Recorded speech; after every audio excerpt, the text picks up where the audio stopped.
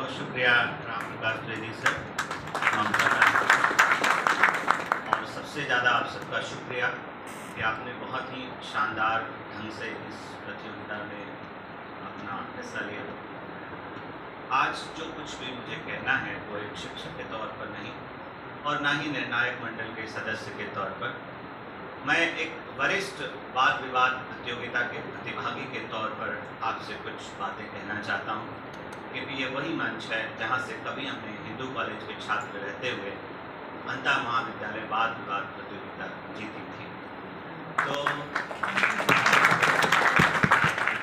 आपने क्या बोला, कैसा बोला, इस पर बाद में कभी टिप्पणी व्यक्तिगत तौर पर करना चाहूँगा, लेकिन यहाँ कुछ सुझाव, कुछ सलाह और शायद वो काम आए, उन प्रतिभागियों को भी काम आए कि जब आप वाद विवाद प्रतियोगिता में शामिल हों तो दिमाग में बहुत साफ रखें कि मैं मिमिक्री प्रतियोगिता में नहीं हूँ।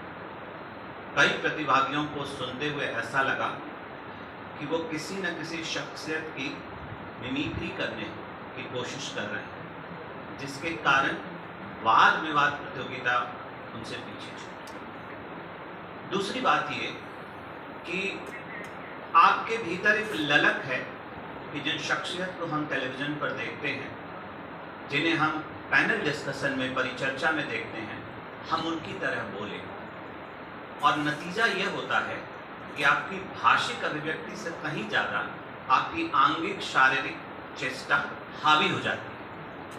और मैं देख रहा था कि आपका पूरा शरीर कहना चाह रहा है, लेकिन हलक से, जुबान से बात नहीं आ रही। और इस दृश्य को मैं जनरेटर से तुलना करता हूँ।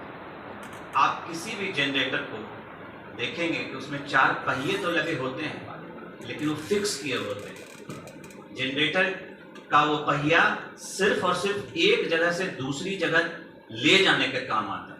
लेकिन जब जनरेटर शुरू होता है, चालू होता है, कभी भी जनरेटर को आप देखेंगे खुला नहीं रखा जाता, और रख दिया जाए तो जनरेटर बहुत हिलने लगेगा। तो आप जब बोलते हुए अपने पूरे शरीर को सक्रिय कर लेते हैं तो बहुत स्वाभाविक है कि आपकी आवाज पीछे चली जाएगी और उसमें प्रभाव पैदा होने के बजाय, माफ कीजिए मैं कहना चाहूंगा, हास्यास्पद हो जाता है। और एक ऐसी स्थिति में आपको बच जाते हैं कि लगता है कि उठकर आपकी मैं कैसे मदद कर सकूं कि आप सहज महसूस कर सकें। ये हमारा दुर्भाग्य है, हम आयोजकों का दुर्भाग्य है कि जेंडर के स्तर पर, लिंग के स्तर पर हम इस प्रतियोगिता को बराबरी के तौर पर नहीं रख पाए। बहुत कम हमारे छात्रा इस प्रतियोगिता में शामिल हुए, और आगे हम सब कोशिश करेंगे कि अनुपात इतना अंतर से न हो। लेकिन दूसरी बात आप प्रतिभागियों को मैं कहने की कोशिश करता हूँ कि इस प्रतियोगिता में नहीं, बल्कि सार्वजनिक मंचों से जब भी आप बोलें, इस बात का ख्याल रखें कि आपको पुरुष और स्त्रियां दोनों सुन रहे हैं, दोनों मिलाकर वो दर्शक और श्रोता है। लिहाजा आप जिस भाषा का प्रयोग करते हैं उसमें लिंग का बहुत ध्यान रखें। लिंग का मतलब व्याकरण से नहीं है, लिंग का मतलब आपके उस संबोधन से है जिससे लगता है कि आप सिर्फ और सिर्फ पुरुषों को संबोधित कर रहे हैं। यानी आपको स्त्री भाषा के सिरे से थोड़ी मेहनत करनी पड़ेगी। आप जब महोदय बोलते हैं, आप जब साहब बोलते हैं, आप जब श्रीमान बोलते हैं, तो क्या आपके जहन में, आपके मंच के सामने खड़े वो चेहरे याद आते हैं जो साहब नहीं हैं, जो श्रीमान नहीं हैं, जो महाशय नहीं है? मुझे लगता है भाषा के स्तर पर थोड़ी मेहनत आपको करनी चाहिए।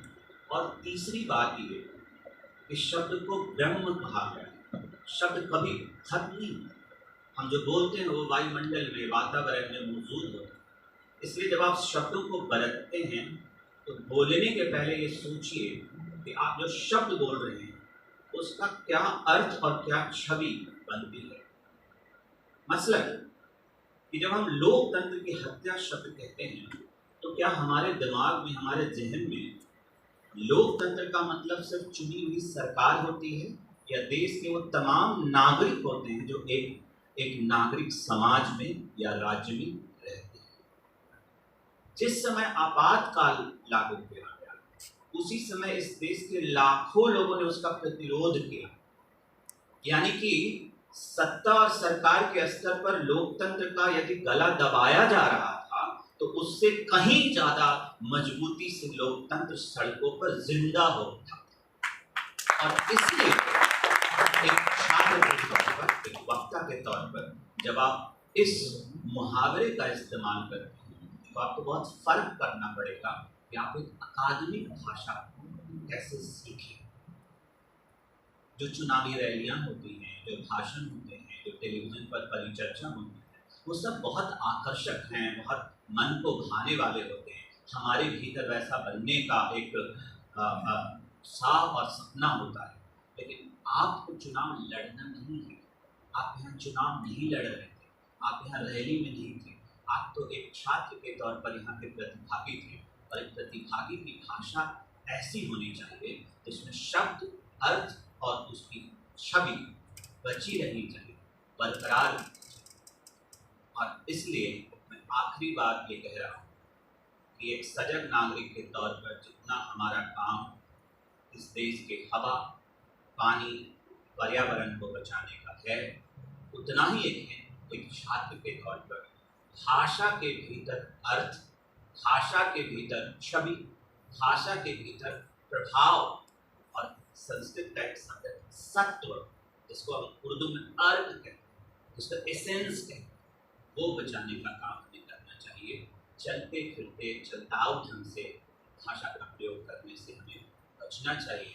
इससे न केवल भाषा बनती है, हमारा व्यक्तित्व बहुत तंग, बहुत संकुचित हो जाता है। आप सबका बहुत बहुत शुक्रिया।